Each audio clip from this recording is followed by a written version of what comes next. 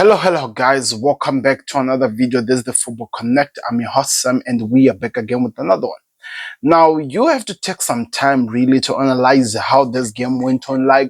We need to really explain, layer by layer on everything that is happening, and we need to find somebody to blame before the end of this video, because if we don't, the internet world, in fact, let me say X world, will find somebody to blame. And we need to talk about this. So the game finished. Arsenal, I will travel to Brighton. It finished Brighton 1, Arsenal 1. It means that Arsenal right now, as we speak, they are now 5 points behind Liverpool.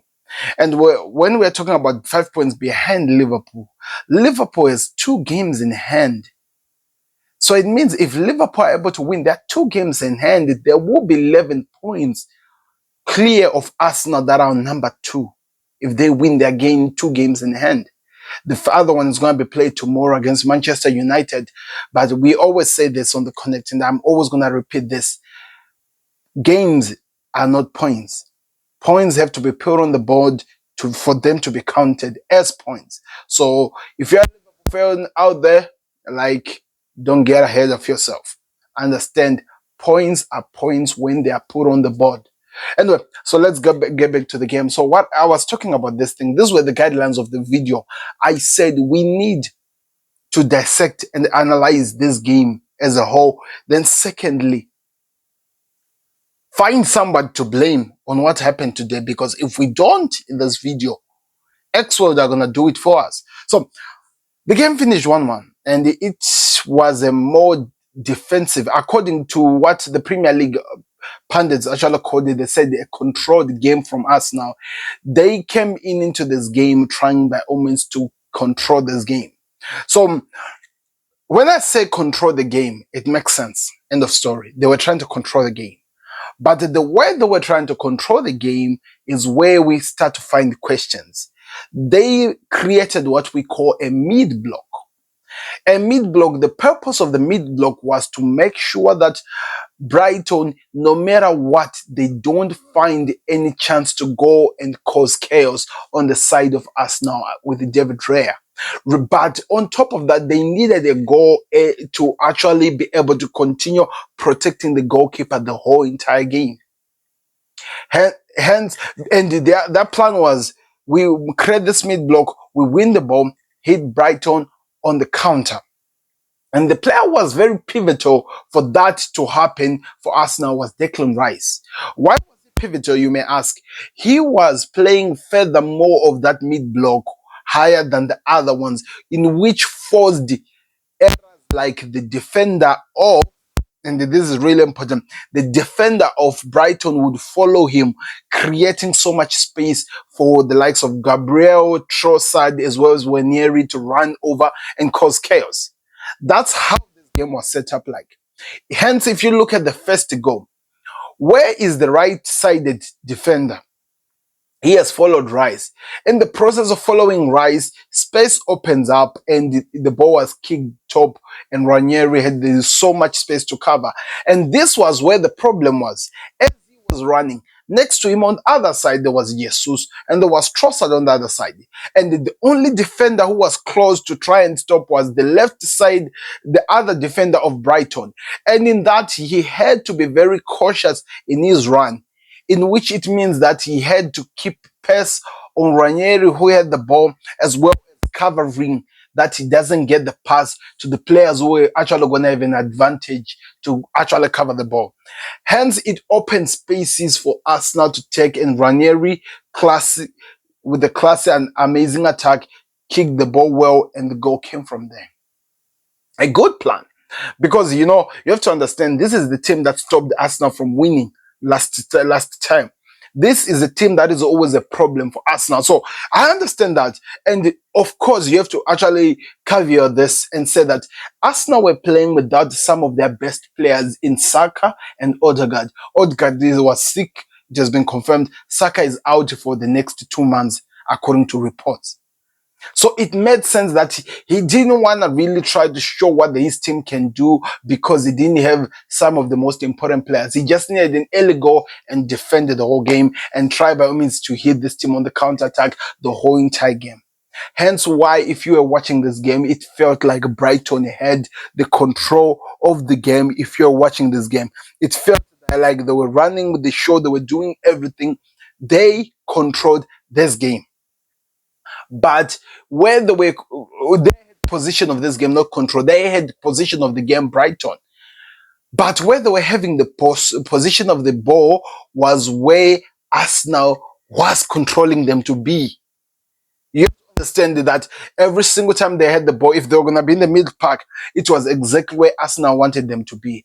But in doing so, Arsenal had some cracks. Thomas Partey is playing at right back. So Brighton tried to take advantage of that position. Hence why they created one of the best chances in the first half. They just could not convert it into a goal. But I think that was one of the best, utilizing and trying to expose. Because one thing about Ethan Ranieri, he's good, but defensively, he lacks. Defensively, he lacks. Now, this explains why maybe Mikel Arteta didn't want to use him in the midfield, but he felt comfortable that he can use him as a soccer role because it's better. But with the way Arsenal were playing, it was more defensively. So it means sometimes the wingers had to drop back to help out in defense. And in doing so, it exposed Partey. It caused the chaos because now Brighton were using the weaker length, the weaker side. They were using the weaker side. Weaker side in terms of defending, but the stronger side in terms of attacking. How was it strong? If you watch the first half of Arsenal versus Brighton, you can see that they were doubling up on Nwaneri because he was the goal threat, he was the creation threat, he was offering everything. If you look at so many chances that Arsenal could not really convert, so many free kick set pieces that they got free kicks were coming from the same side in which they were putting pressure on. And that's where everything for me was making sense. And I was like, okay, Arsenal had a plan here and they will win this game. Even though we called this a roadblock. They don't want to play the game. They just want to defend the whole entire game. Now that was my rival mind actually looking at the game. But as the game continued, Ranieri gets that yellow card, and I think Mikel Arteta in his head he was like, oh, last time when a player was given a yellow card, we got a red. And Ranieri is still a young kid. Might make a mistake. We don't want to risk it. Hence the change. I did not understand in the game. I was like, why are you taking the only threat that you are offering as a team? Why are you taking that threat in Ranieri? But when I looked at it, I was like, oh, I can see the weaknesses in which this can cause. And I understand why you're taking him out. But trust me, 90% of the fan base of Arsenal are not going to understand that. Because you have just made this team weak. Because going forward in attack, Trossard offers nothing, especially he has gone back to his home ground in which he left in a situation there was no any understanding with the team. He has gone back, so they are going to make sure that he has the worst game of his life. Jesus is only lethal when the team is helping him to actually take advantages of the pockets of spaces in which are created by others so that he takes advantage of them, either in scoring goals or actually being lethal going forward. Then on the other side, you are putting a Trossard, one guy who can be very good, but also on top of that, he has been lacking confidence.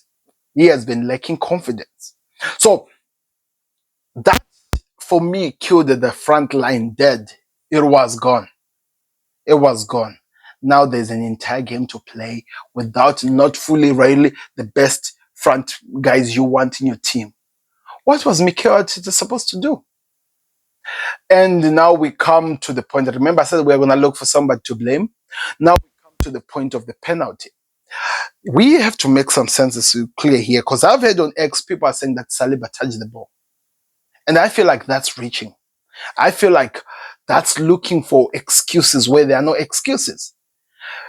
Let us face it. This is the first time we've seen this kind of a penalty in football history.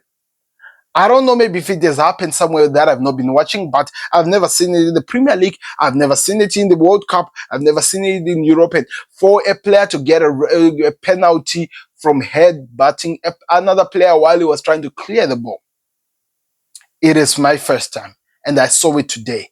You saw what this guy was trying to do. What's his name? The Brighton striker. What's his name? Let me see.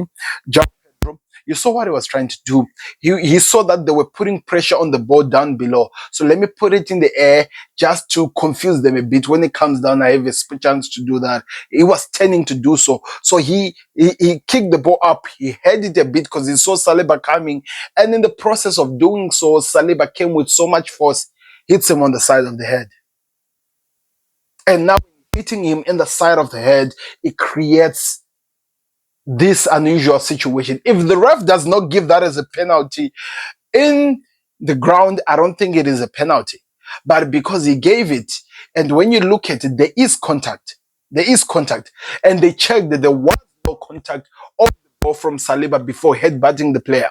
So that has to be cleared out. It should be out. And from then, penalty is given. It's a mistake. It happens. You cannot control what is happening here. So that's how, in a way, when I'm trying to analyze and dissect the game, that's exactly the whole entire game. The goal was scored, and the rest of the game, and we want to be really truthful about this, the goal was scored at 60 minutes. There were still 30 minutes for this game to be won by Arsenal. But now that's where the problem is. Remember, I told you that we need to find someone to blame. We need to blame Edu and Arteta for not finding a lethal striker who can finish. There were chances that Arsenal did not create so many chances, but of the chances that they created, if they had somebody who's lethal at finishing those chances, those are goals.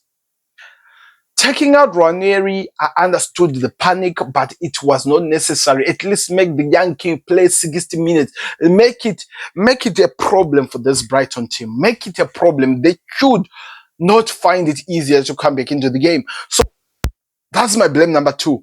Mikel Arteta took out Ranieri very early because, let's face it, guys, this kid has had the 2 start and he has scored 2 goals. He is special. It doesn't need to be questioned. Everyone knows this is the one of the best youngsters right now in football history who are on fire.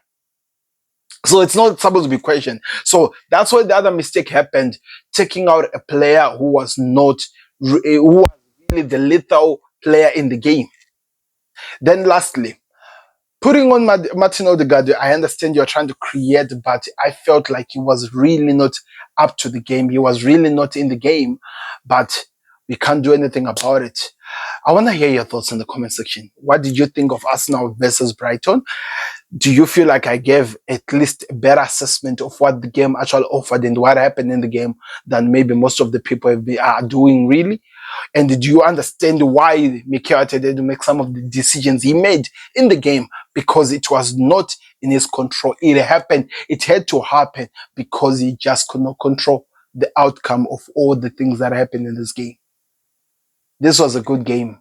I enjoyed watching it from a rival point of view, because now I'm looking at it and my team are 5 points clear with 2 games in hand, in which I'm hoping that at least if we pick one or win 2 of those, we are very far a country mile in terms of points. And people are going to call it that's the title race over, but I don't think it's over yet because Liverpool don't have those points on the board. But there's the analysis of the game. Let me know your thoughts in the comment section, and where are you watching me from? I'm curious about that. Don't forget to like the video. Don't forget to subscribe to The Connect. And I'll see you on another one. Peace. Subscribe to The Connect.